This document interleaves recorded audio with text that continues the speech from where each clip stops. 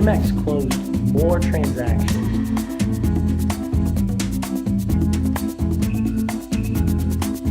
Hi, I'm Taven, And I'm Andy. and we're with RE/MAX Elite This is the Ask Andy and Taven show.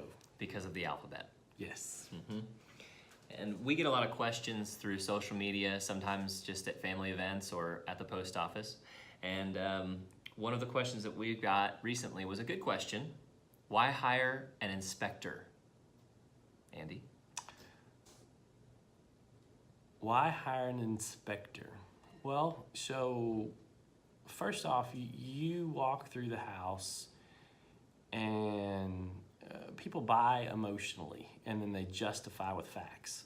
So essentially you walk through the door, you fell in love with a house, and you decided you and or your significant other fell in love with a house, or one of you fell in love, one of you didn't.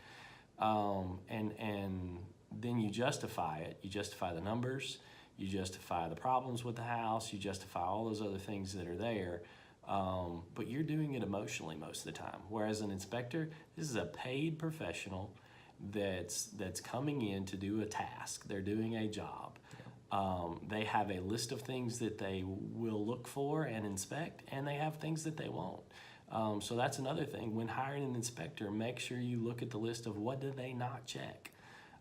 Because there's probably things that are there that they don't check and they don't look for, and you might have thought that they did. But the reason to hire them is for the list of things that they do inspect and they do check. Most of them are looking for, they're looking for safety issues, and they're looking for deferred maintenance. Safety issues, that window looks like it's about to fall out the front of the house, and if you're sitting on the front porch in the rocking chair, when that window falls out, it could do some damage. It could do some damage to you. It could do some damage to the person that's sitting in the chair. It could do some damage to the house itself because a window fell out.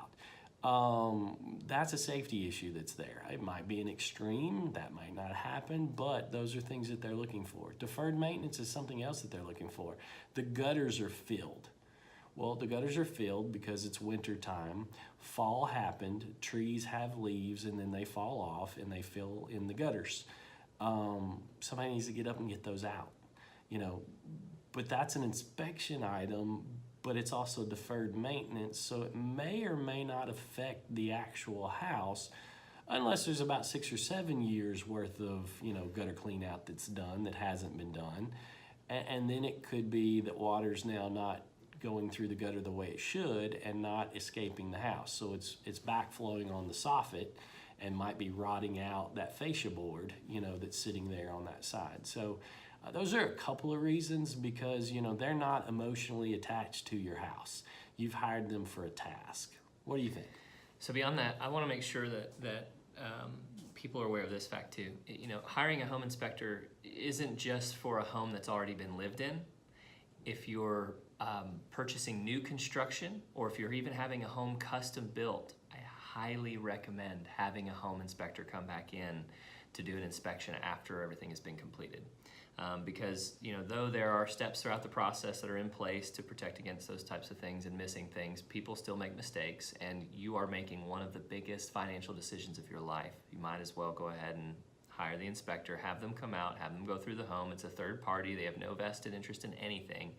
And that way you have factual information in front of you while you're closing. Sometimes things can get missed. And understand on new construction too, when you're hiring a home inspector, make sure the agent representing the builder knows that, and the builder knows that you're hiring a home inspector. It's not just a punch list. The other side is when hiring a home inspector on new construction, many times the house is going to be built to a certain code. Sometimes the home inspector is going to see things that they like a certain way.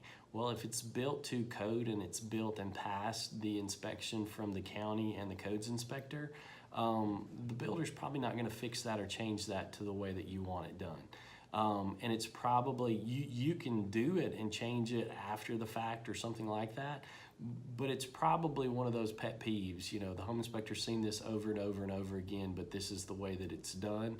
Well, they're not going to do upgrades or fixes on code things that are there. However, if there's legitimate things that were missed or need to be buttoned up or helped, by all means, you know, but make sure that that communication is clear between all parties involved, because that could, you know, submarine a deal really, really quickly if all parties don't know what's going on.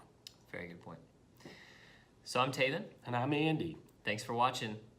Now, comments go below. There's nothing over there, so don't worry about anything over there. All the comments go below. We look forward to hearing from you soon. Thanks.